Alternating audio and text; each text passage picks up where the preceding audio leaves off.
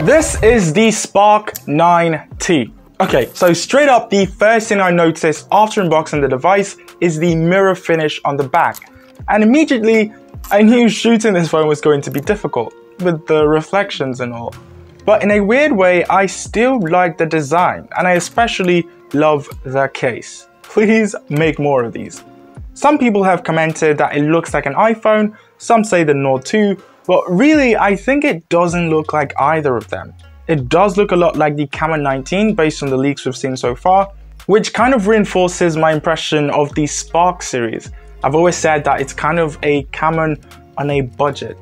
But this is the 9T, which is the budget Spark series. So basically it's an entry-level budget phone, so let's bear that in mind. Now, design is definitely the selling point for me. It looks rather unique, it definitely stands out. In fact, I've gotten so many positive comments on the look of this phone. And although it's a glossy mirror finish, it somehow just works. Its build is made of plastic.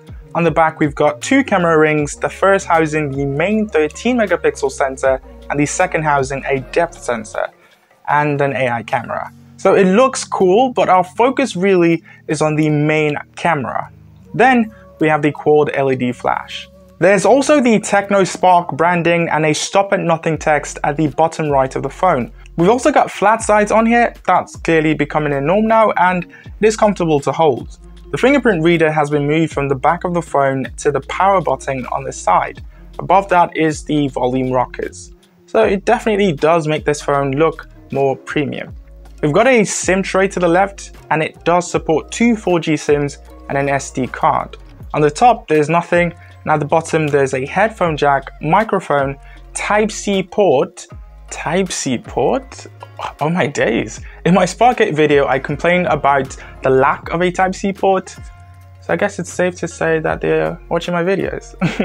And yeah, we do get a downward firing speaker.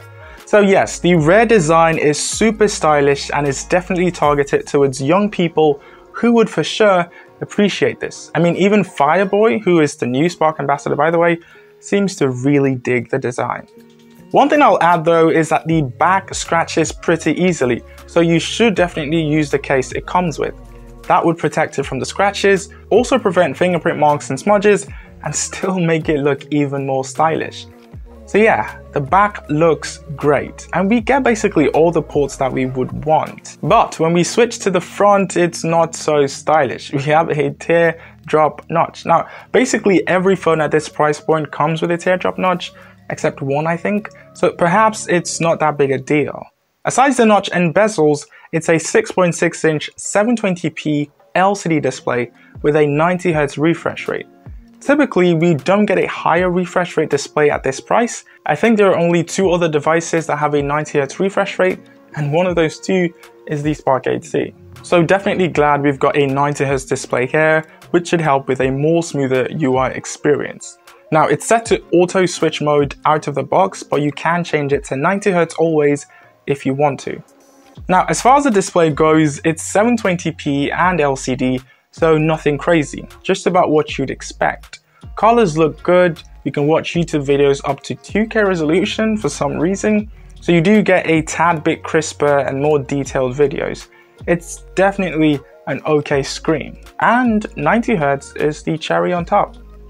It's also a decently bright display. I did use this outside and didn't have any issues, so it's definitely bright enough to be used outdoors, in case you were wondering. Another pretty cool and rare feature at this price is Android 12. I think this is the first Tecno smartphone released in Nigeria to come with Android 12 out of the box, while most of the phones are still in Android 11. Android 12 brings a couple new features. Now, if an app is using your camera or microphone, you'll be notified with a green dot at the top right of the screen. There are also some little visual changes, like the volume animation, also some in the settings app. There is Ella, the voice assistant. There is, the screen recorder, peak proof, typical iOS features. And although this would most likely not get any major OS updates again, I think most people buying phones at this price point don't really care about that and would be satisfied with the security updates. There are still a couple pre-installed apps that keep sending notifications, but that can be disabled easily. I think for this price point, software is actually pretty okay. Now, I think performance is the area that really shows that this is a budget phone. It's running the Helio G37 chipset with 4GB of RAM and an option to extend to up to 3GB of virtual RAM. And to do that, you head into the settings, scroll down till you find special function, click on that, and then click on MemFusion, and it should be on by default, but you can choose how much of virtual RAM you want. So that will take it up to 7GB of RAM, which is a lot, but it's kind of limited, no thanks to the processor. So apps take a second or two to open. You definitely would experience occasional lags or stutters while using the phone. You obviously also can't play heavy titles on here. You can play some, lesser titles though. But then again, that's what's expected at this price range. I know the phone looks so good, but it's still a budget phone on the inside. Something I thought was strange was the fact that the selfie camera had a better camera than the main sensor. If you remember, the main has a 13 megapixel sensor. The selfie though has a 32 megapixel sensor. And yes, as you'd imagine, it translates to real life too. Photos from the main camera I thought turned out, well, okay, when given good light, but because it's a 13 megapixel sensor, it isn't detailed. The selfie cameras are definitely more detailed than the main, and just like the main, color, saturation, dynamic range, they're all spot on. It isn't super crisp or anything like that, because again, it's still just 32 megapixels, but I think for this price, it definitely has one of the best selfie cameras. For videos, it shoots max at 1080p for both the rear and front-facing camera. I also think the front-facing camera looks better, but I want you to leave a comment down below telling me what you think of the images and the videos. Battery hasn't really changed when compared to the Spark 8 series, a 5000 mAh battery that would most likely last an entire day, and a pretty slow 10-watt charger. During my testing, it took a little over 3 hours to go from dead to full. So it's one of those phones that you use throughout the day and charge when you go to sleep. Now they went ahead and added USB-C, which is awesome. So what's next now would be faster charging, maybe 15 watts.